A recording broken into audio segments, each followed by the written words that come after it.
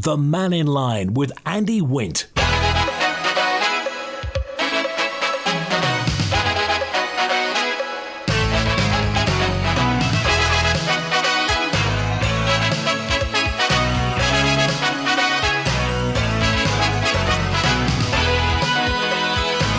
Good afternoon. Today we're talking about Crogga, the chance that was, the chance that appears now to have gone. It was back in 1982 that BP drilled an exploration well off the Isle of Man. They decided not to progress. In 2014, Crogga Limited was founded, and in 2017 was awarded a production license. As it is, as of last Friday, it appears it's all over.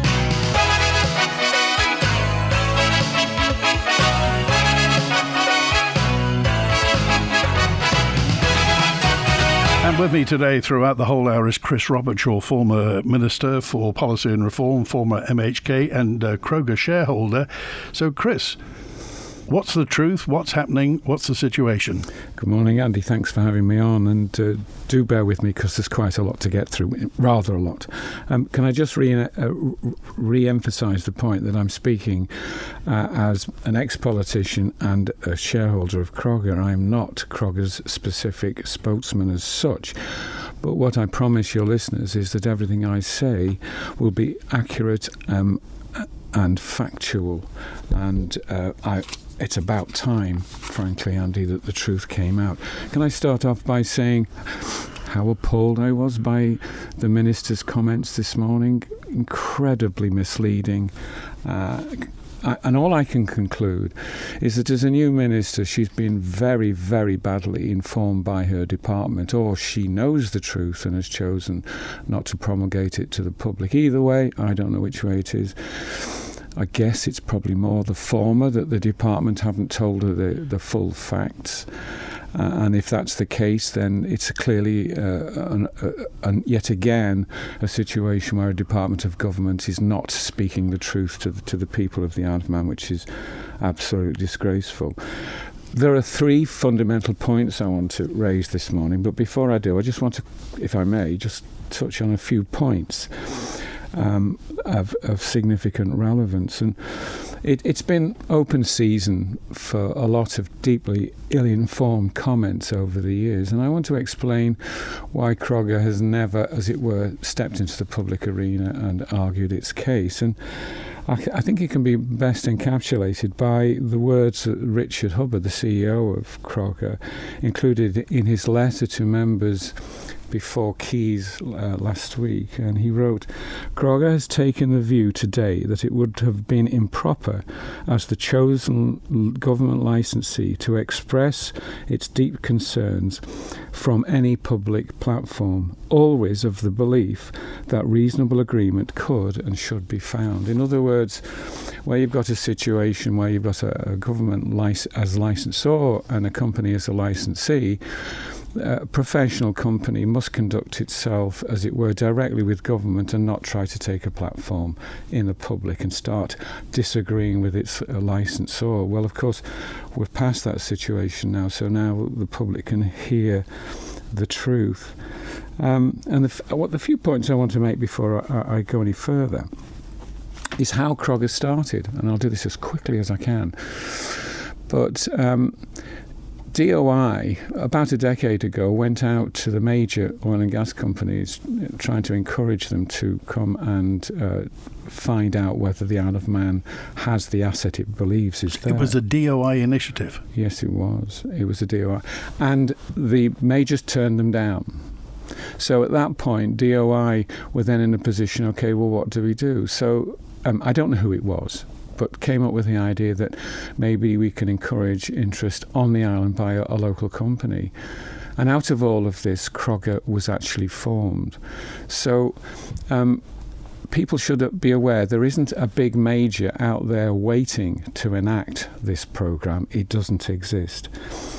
There's been an awful lot of badly informed information put out there by a variety of people about how inappropriate Crogga is. Well, to those people I say, and to everybody, I say that Crogga went through a full due diligence program with the NSTA and fully passed.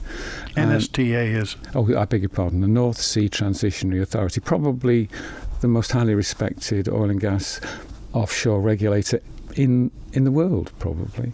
Anyway, Crogga passed and was loaded onto all their systems, awaiting the day that Crogga could start to find out whether we have the commercial gas levels that Crogga believe exist. DOI has, throughout this whole process, been utterly, on its part, preoccupied with the idea that the 3D seismic test should happen first. I think it's important to say that when the Chief Minister was for a short time the Minister of DOI, he established a consultancy company to come in to see whether there should be this preoccupation with the 3D seismic happening first. And the advice PRS, that was the government-appointed consultant, said was no, Crogga is right, it should be doing the appraisal well first. So that, as it were, deals with that. There's another one, and I think Chris Thomas has been really keen to float this.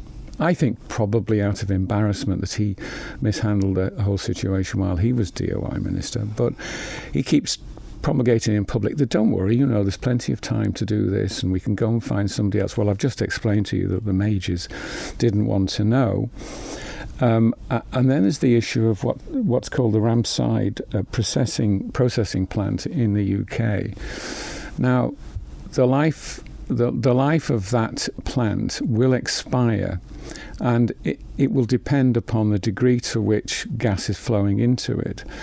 And out with the Crogga development, the likelihood is that the Ramside processing plant, I think somewhere north of Barrow-in-Furness, I don't know, will cease to function. So the clock is absolutely ticking anyway for the Isle of Man. It can't possibly, in any future arrangement, produce a processing plant on the island. It's out of the question.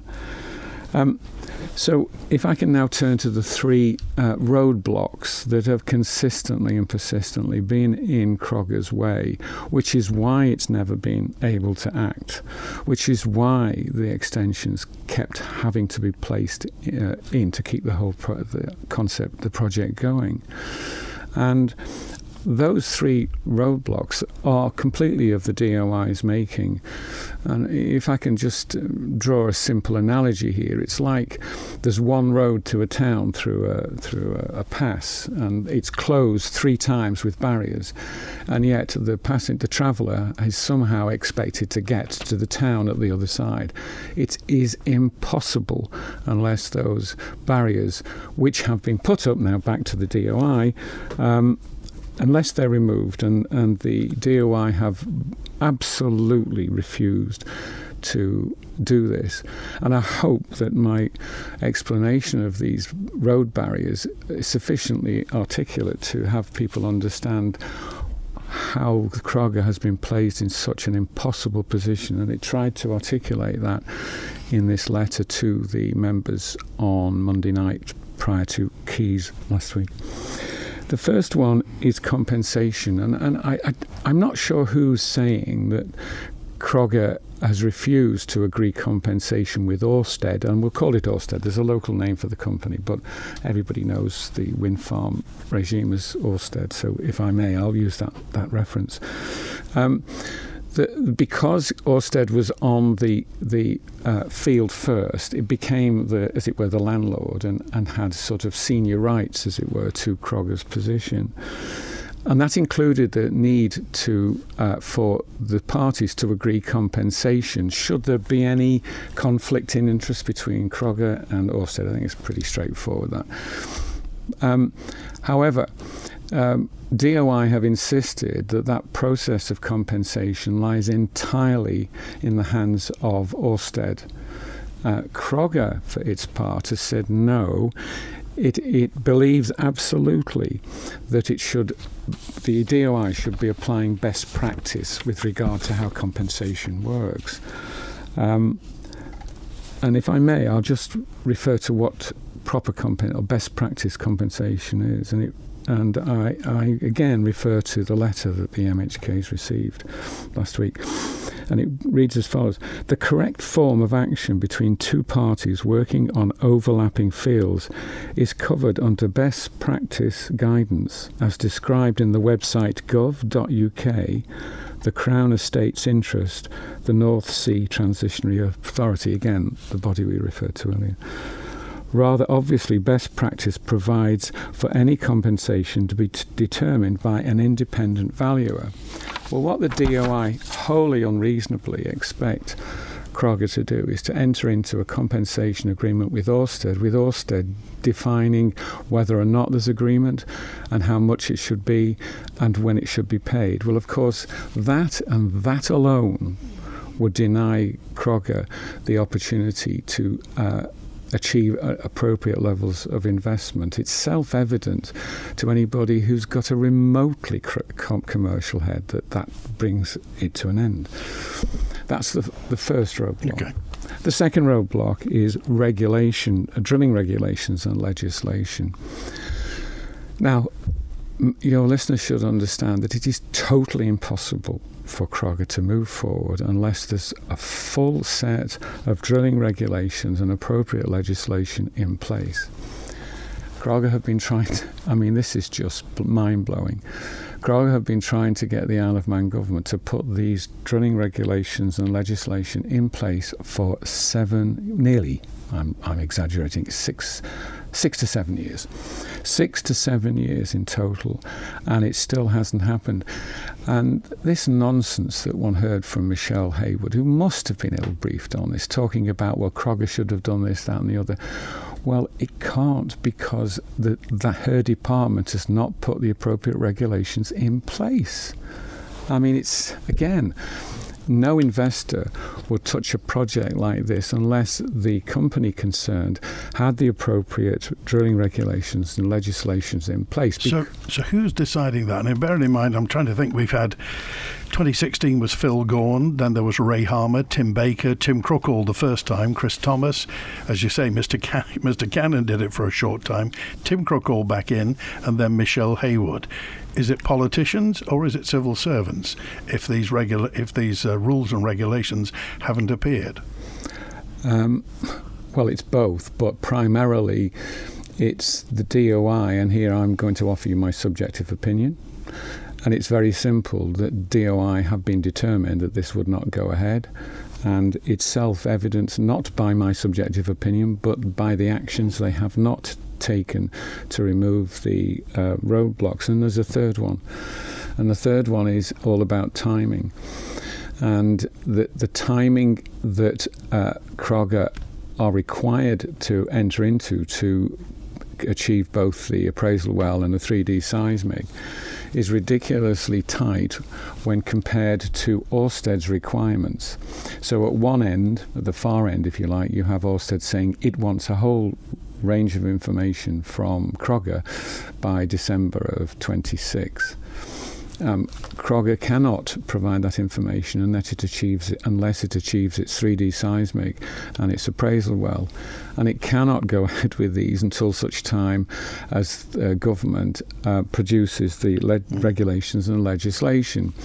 And then on top of, even if that could be brought in place within a year, say 15 months at the very best, and remember Crogga's been waiting now for 6+ years for them to do anything, that the Crogga then has to go through a whole complex process which takes about 6 to 9 months, closer to 9 months, to get to a position where it can start enacting on those regulations.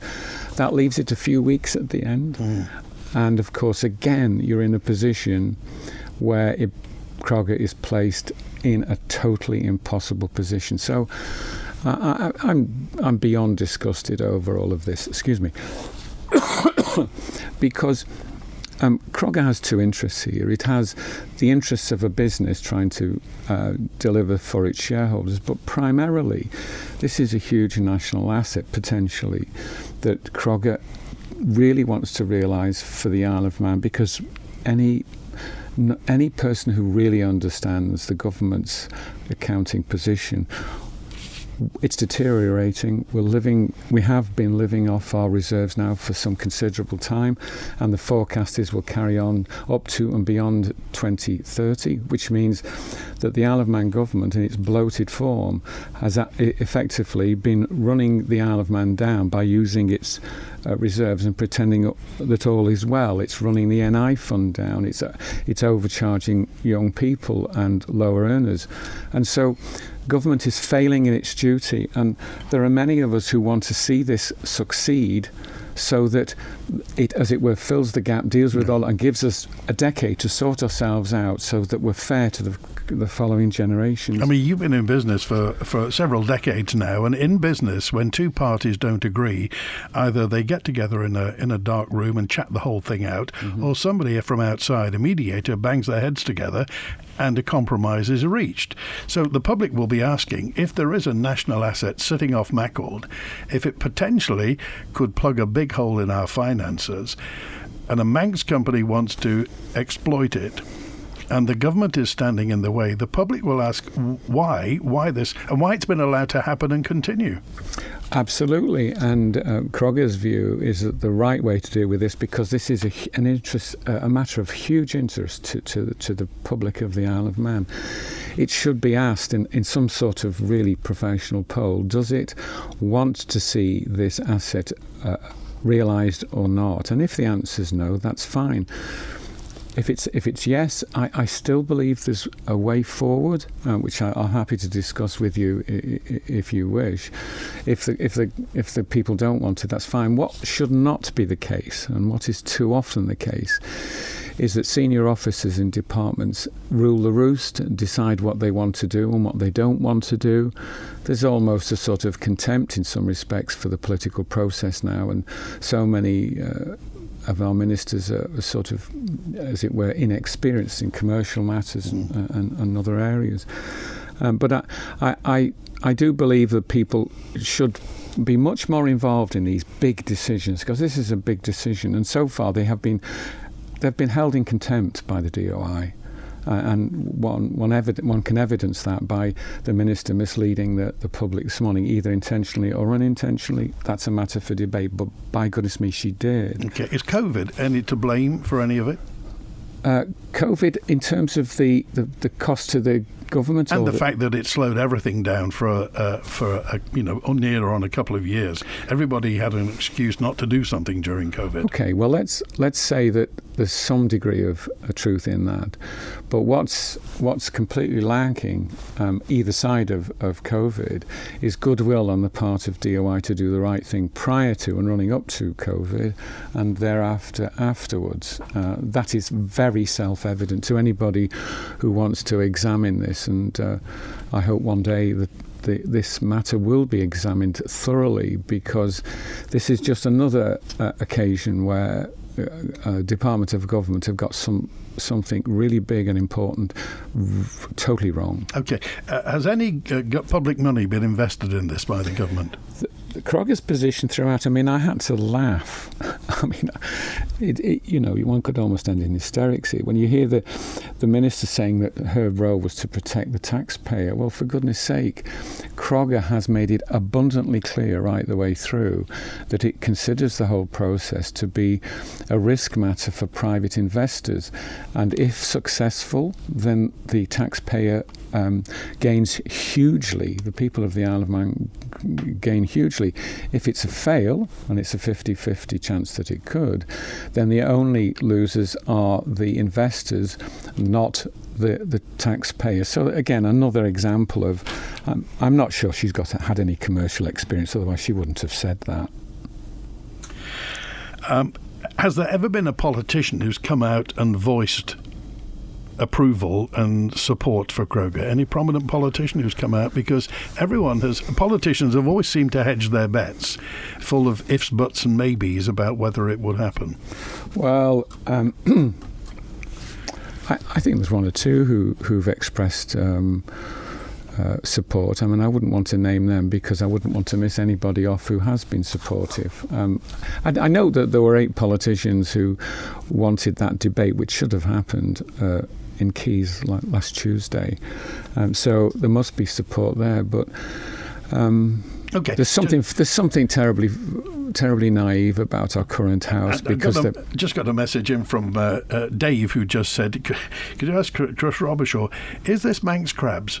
Is somebody somewhere? Is it good old-fashioned envy? The fact that, I mean, let's face it." Commercial investors will be looking for a return. There is a national asset, but there's a possible return there. Does somebody somewhere not like the idea of a Manx company being successful with this? I think I don't think that's the government's attitude. I think they're maniacal at the moment in their pursuit of net zero and sort of zealot in that approach and see anything contrary to that, in their view, as utterly wrong. So it's utter naivety because, I mean, net zero now has reached its peak and more people are beginning to understand that transition should be handled in a much more sophisticated way than it has currently been the case of, this sort of over-enthusiastic rush to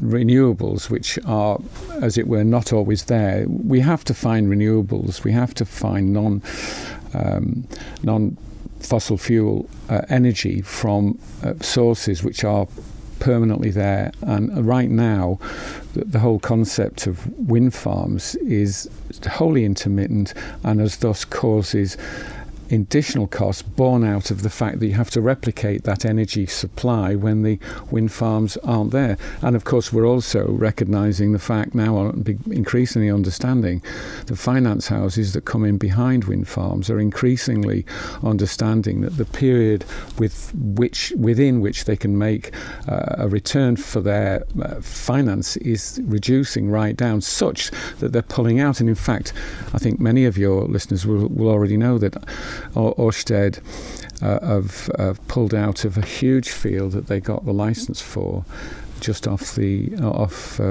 East Anglia, and the share prices have reduced because there's, as it were, the reality's dawning on people. No, this isn't necessarily the way to get to net zero or close to it, and yet that's the route we seem to be pursuing. I think DOI, from everything I've said, I think people will perhaps appreciate that DOI are of that sort of ideological mind and of, as it were, are worshipping at the altar of Ørsted.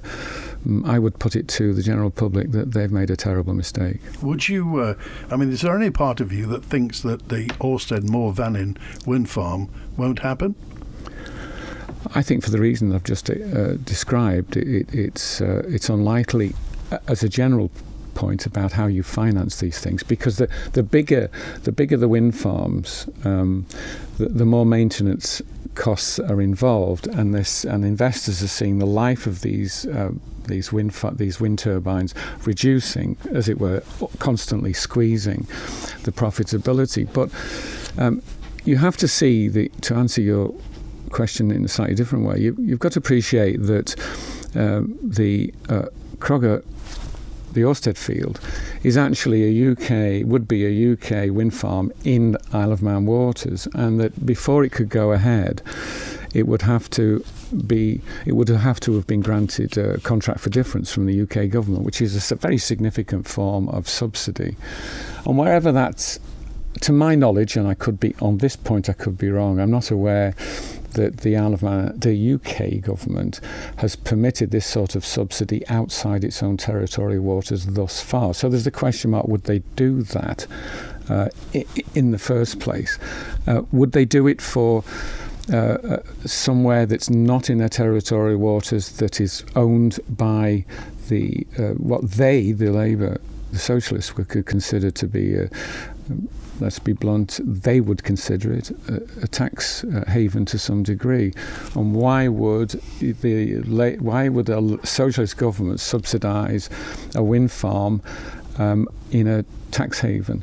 But you've also got to consider something else as well, and that is that there's a put and take for the wind farm companies when they're entering into these rounds, where the bidding rounds they're called, where there's a strike price, and the point is that it's a put and take where the wind farm company provide the UK government with, as it were, value based on the fact that company is leasing land from the UK government. So the government get that in with one hand and give the subsidy out with the other. But of course that can't apply here, for very obvious reasons. And which government department will be negotiating with the Labour government? Which would it be? DOI? Oh, God forbid! I hope not.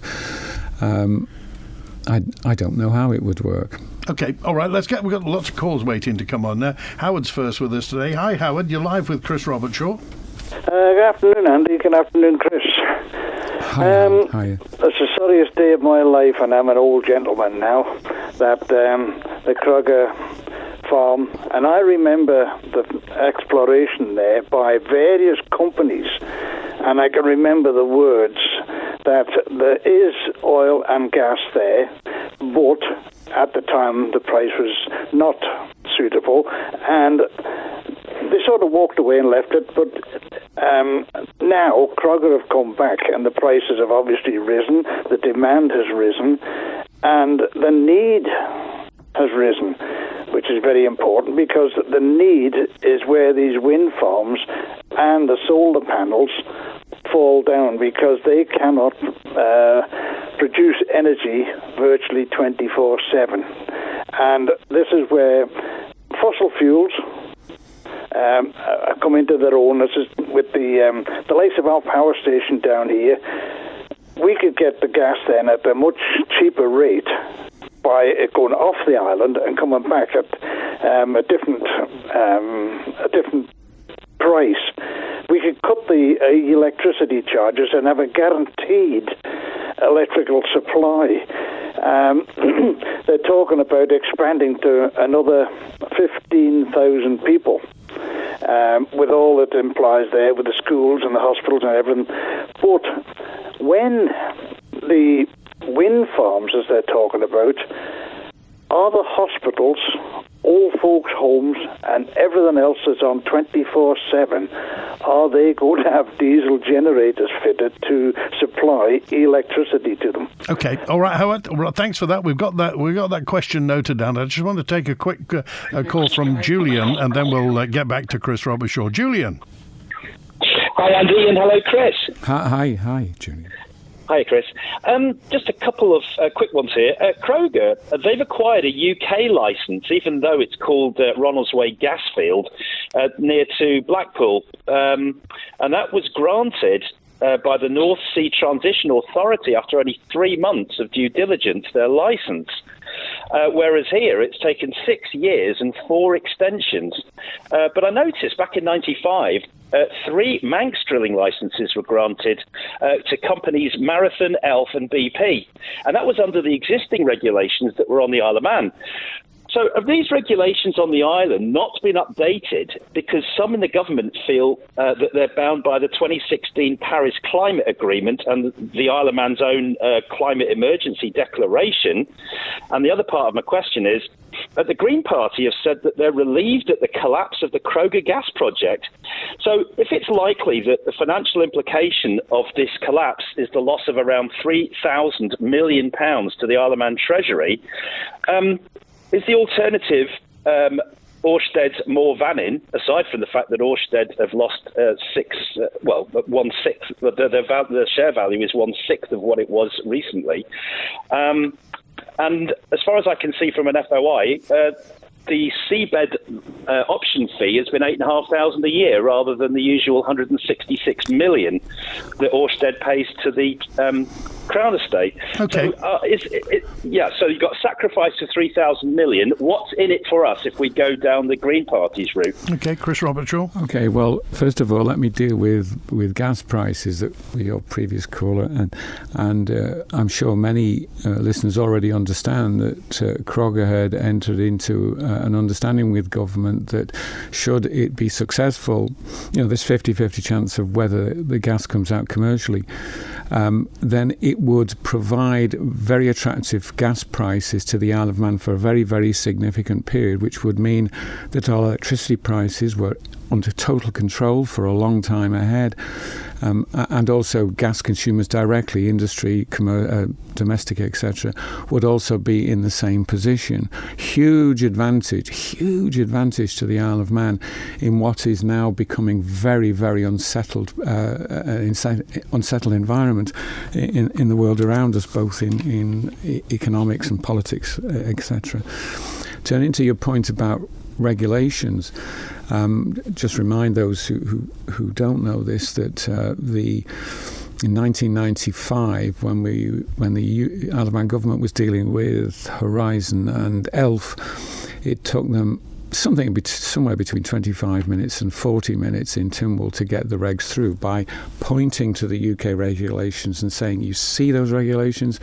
They will be used in our territorial waters, and the UK overseeing regulator will also apply, and all the operators who were working for these two companies will also have to apply.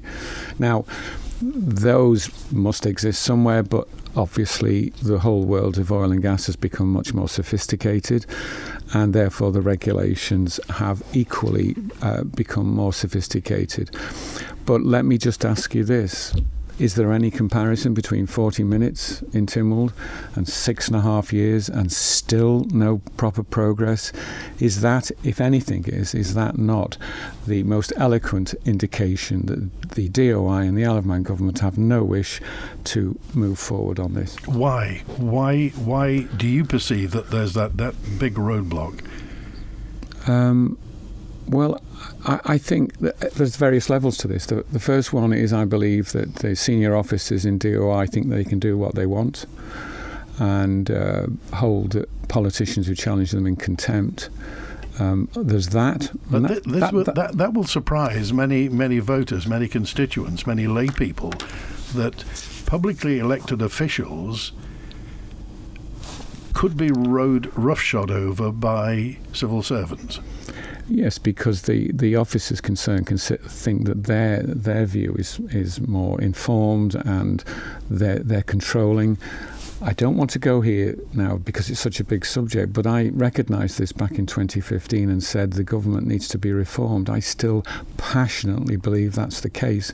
Until we do that, and I hope that this becomes a debating point for the next election, that really voters must wonder what on earth they're voting for, because the connection between the will of the people and the direction the government is going is a divorce, effectively, and the departments are going in the directions that they want to go. I have a number of very clear ideas as to how we can start running a democracy again, because right now it isn't. We've got a bloated government that doesn't listen to the people, that's spending money like there's no tomorrow and destroying the future of our children and grandchildren, and it's a downright disgrace. Okay, let's Eddie, you're live with Chris Robertshaw. Hi, Eddie. Hiya, you all right? Good. I'm a man of sort of use my common sense whenever I can, and it strikes me on one side I've got what's her name, Port St Mary? Michelle Hayward. Michelle Hayward, yeah. We've got Michelle Hayward saying one thing and Chris saying another. Now, somewhere along the line, one of them is not telling the truth. Judging by the last 2.5 years of this government, who are clear and transparent, laugh, I would love to see a proper inquiry here, because there's something drastic going wrong. It should be a police inquiry even. It is affecting, like your words just a few moments ago. This is the Isle of Man's future you're talking about here, and it's just so corrupt everything at the moment. Okay, well, I don't think it's hardly a criminal matter, but we're talking about the future, and again, how much? Because the public heard various telephone numbers, Chris, about how much was going to be raised. Where would the revenue have come from? Well, the right at the very beginning, Crogga laid out its position, and there was recognition by government, yes, that the tax recovery, etc., was appropriate and fair, and it would result in something, given that the gas comes out at the right pressure, it would result in over the life of the field, it would produce 2.6 billion pounds, which would deal with all our problems now.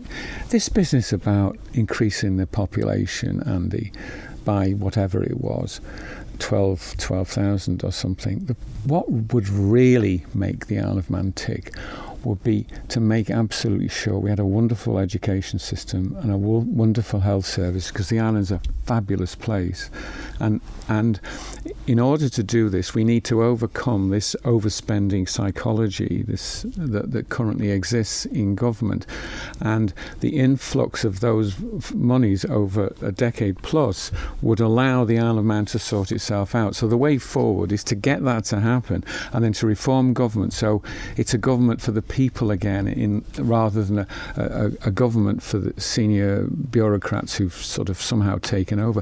What we're importing is more and more of the UK's way of government detaching itself from the will of the people.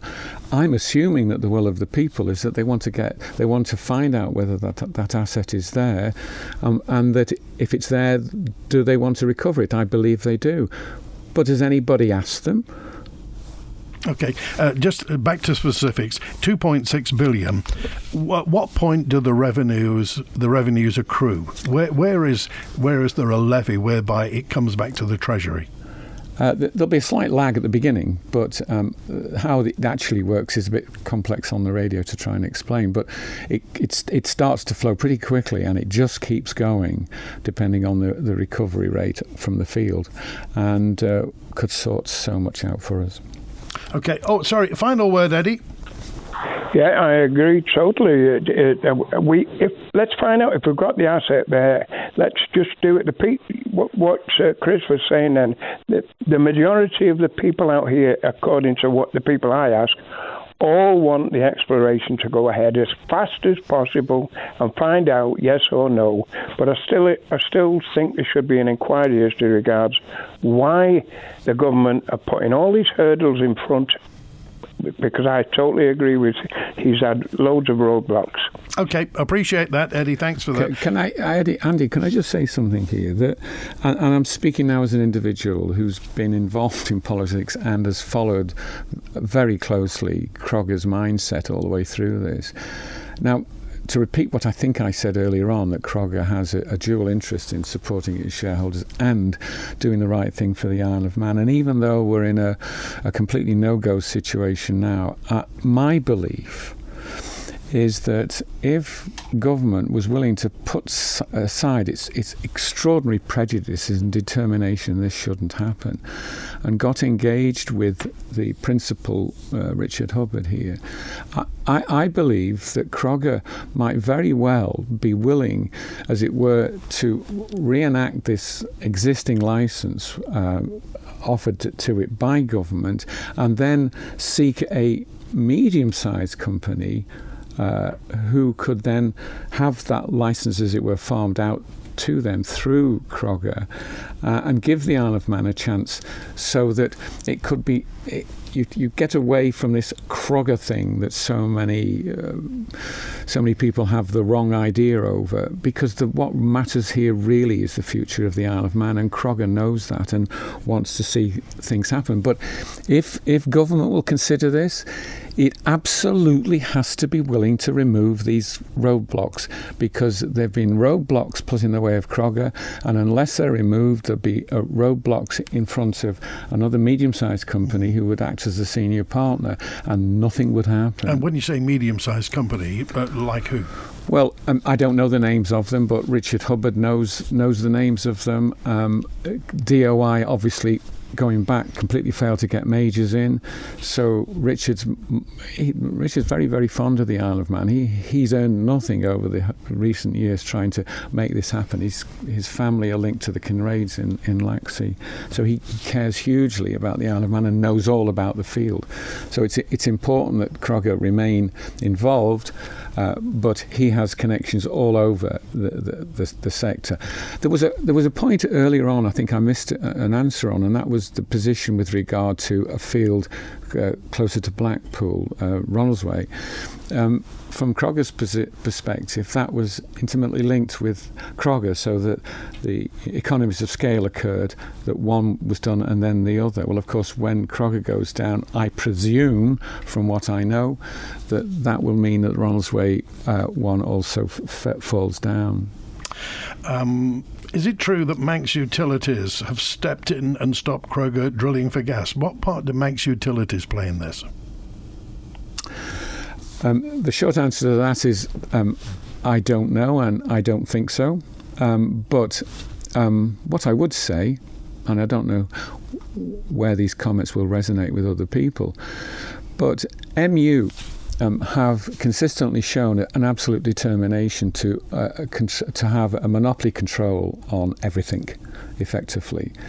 And I think that over-influences not with Crogga per se, but with other people trying to bring innovative ideas into the island to produce electricity. So I have a prejudice towards MU in the sense that if it's not MU, it's not going to happen. I hope that answers the question to some degree. Okay, back with Chris Robertshaw in just a few moments' time. And I'll warn you now, my question is going to be, is there any way back from this? We are ready to go at B&B Furniture with a wide range of managers' specials throughout the store. If it says I'm ready to go, then it is ready to go. Priced in-store for immediate delivery and no long wait for stock to arrive onto the island. Get the furniture you're longing for with no wait, no deposit required and 0% finance available when you get ready to go at B&B Furniture. It's all here under one roof at the B&B Furniture 3-storey showroom in Snugborough. B&B Furniture. When you need a fitting memorial or headstone for a loved one, contact Manx Memorials in Peel. This long-standing family-run Manx company offer a wide range of granite and marble headstones and memorials, along with an island-wide inscription and renovation service. Manx Memorials skilled professionals will take the time to help you choose a suitable memorial, and we're proud to say we'll beat other local quotes. Call 843-861 or email matthew@manxmemorials.co.uk. I began to struggle with the stairs, but I didn't want to leave our family home. So my daughter told me about Acorn Stair Lifts and their new showroom in Douglas. I was able to try the stair lifts and find the right one for me and the home I love. They were so friendly. The whole process was hassle-free and they offered the whole package from installation to servicing. Choose the island's first choice for stair lifts. Acorn Stair Lifts, South Quay, Douglas. Call Acorn Stair Lifts now on 672 414 or call into our Douglas showroom. Manx Radio is the #1 choice of listeners aged over 35 on the Isle of Man. We lead the way in connecting brands with Manx Radio's engaged and loyal audience. And our breakfast show attracts 71% more listeners than any other station. So if you want to boost your brand with tailored advertising that really works, then call 682 620 or email sales@manxradio.com. Help your business reach new heights today with Manx Radio. It's another Radio Caroline North broadcast this weekend, live from the radio ship Ross Revenge. Enter our competition this month and you could win one of 3 Pure Elan Connect Plus all-in-one internet radios, also featuring Bluetooth, DAB+, and FM. Our broadcast sponsor is Turton Tower Woodland Cafe, and it all starts this Saturday morning at 10, straight after Carnaby Street. Online, on DAB and 1368 AM. Radio Caroline North. The Mannin Line with Andy Wint. And Chris Robertshaw is on today, former MHK minister, a Crogga shareholder at the moment. As he's mentioned, he's not representing Crogga per se, but we are where we are today. I'm going to ask you that question in just a moment, Chris. First of all, Andrew's with us. Andrew, you're live with Chris Robertshaw. Hi, good day to you, Chris and Andy and listeners. Please, Chris, with a private company or any company, the company has an obligation every year to file an annual return at the registry, irrespective of what it's doing, and to pay the annual return fee. So please, can you explain to our listeners how much the license fees are for the block, and when will they be paid?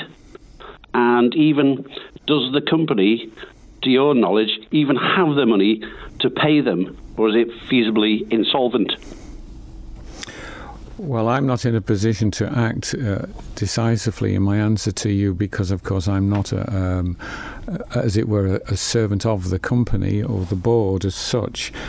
All I can say to you is that I'm perfectly happy to come back on a future Mannin Line programme with Andy, just to ring him myself, to explain in more detail what the situation is there. But I'm very much aware how hard the directors of Crogga have, how much effort they've put into to ensure that Crogga remained solvent despite all that has been put against them to inhibit their success, and I commend them for their actions. Okay. Thanks, Andrew. I just wanted to get that there, and that was partly you talked earlier on about the fact that, in effect, Crogga haven't said much since the start of this. They've kept their powder dry, and because of respecting what the government said, they've not said much. Do you think and so people have got the wrong idea about lots and lots of things, about the fact that funds were given back to shareholders and various other things. There was a dispute with one of the directors. Do you think, in hindsight, Crogga should have been a bit more open with the public? No, I think it acted correctly. The problem is that the government haven't acted fair and reasonably, and it would be quite. I mean, in a commercial world where you're a licensee to the licensor, then your engagement is in private between the two parties. It's not right for the licensee to then go out and say, well, they're not treating us properly. The reasonable assumption that Crogga always had was that it would expect proper and appropriate treatment from the government, and never got it. And on the other side, I think the DOI and government generally has taken advantage of the fact, huge advantage, and those against the concept of getting gas have used Crogga's correct reticence not to engage in public debate and discussion as an opportunity to mislead the public, and that's what's happened. Chris Robertshaw, is there a way back for the Crogga gas field? Well, I refer back to a comment I raised before. I believe there is, and I think it's a step-by-step process. First of all, the government have got to ask the general public, do they want it to happen or not? In other words, let's be a democracy again. Do the public want this to happen or not? Do they want to see if that asset is there, and do they want it recovered? If the answer is yes, then I believe it must be possible, because I know the directors of Crogga well enough to know that they care hugely about the Isle of Man, and they would assist using Crogga to facilitate that to happen if it is at all possible. The big but is that DOI, the government, must absolutely change their position and their determination to place endless roadblocks in the way, because if they are in the way for a senior partner, shall we say, to Crogga, then nothing will happen. So it's about time our political body grew up and showed some courage and some confidence on the basis that the people of the Isle of Man were saying, for goodness sake, act. Pat dropped a note in, Pat on 223. Thank you, Pat. What's to stop one of the big companies from extracting gas from our territory through directional drilling and not needing Isle of Man approval? Directional drilling is being used worldwide to steal assets from other companies. Are you aware of this? Yes, I am. I can't give you a definitive answer there. It's questionable. It's a good point. Okay, so I'll play devil's advocate for the last minute, and this is, if you were the Department of Infrastructure and you'd heard what Chris Robertshaw said today, what would their response be, do you think? Well, if they continue, I think they'll continue to bluff their way through this. I think we're almost, the Isle of Man's becoming almost leaderless now in a political sense. I've been around an awful long time, and I remember the quality of MHKs 30, 40 years ago, how they were so experienced in life and were fighting for the greater good of the Isle of Man. What seems to be happening now is a preoccupation is with, am I going to get re-elected, and am I going to operate according to that with a short-term agenda. I just hope that we have some politicians there who'll stand up to be counted and say, let the people speak. I mean, I'm a great believer in the referendum, but we can't put all that machinery together immediately, because if it's going to have a chance of succeeding, it needs to happen quickly. By nature, Chris, are you an optimist? Hope is the issue, and I hope that sense is seen over this. If you lose hope, you lose everything, don't you? Okay. Thanks for being with us today, Chris. Appreciate it. Thank you for having me. On Wednesday, we're live at QE2 High School. See what the students have to say. This coming Friday, the Chief Minister's on. Alfred Canham, no doubt, will come to the subject of Crogga and the gas field again. You want to get in touch, by the way, leave a message on the answer phone 682-631 or email manninline@manxradio.com. Thanks to Chris Quirk on the phones today. Enjoy the rest of your Monday.